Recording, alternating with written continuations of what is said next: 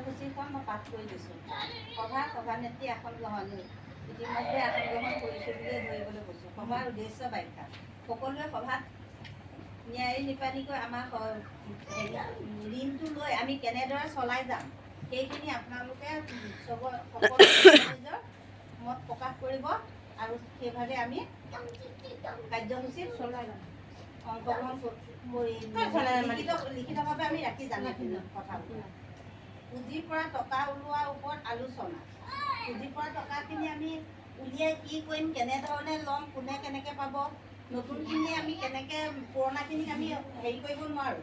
কাৰণ আমি ইয়াৰ আগতে এইটো 3 নম্বৰ বাৰ হয় নহয়?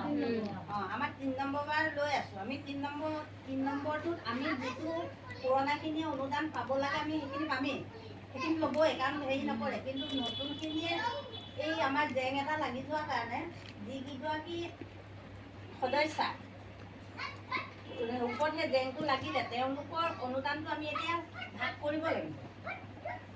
সেই ভাগ বিতৰণ কৰাটো মানি লয় নলয় কি হয় সেইটো আলোচনাটো কৰি ল'ব। তাৰপিছতে অন্যান্য আছে সভানেত্ৰী মন্তব্য আৰু সভাখণ্ড।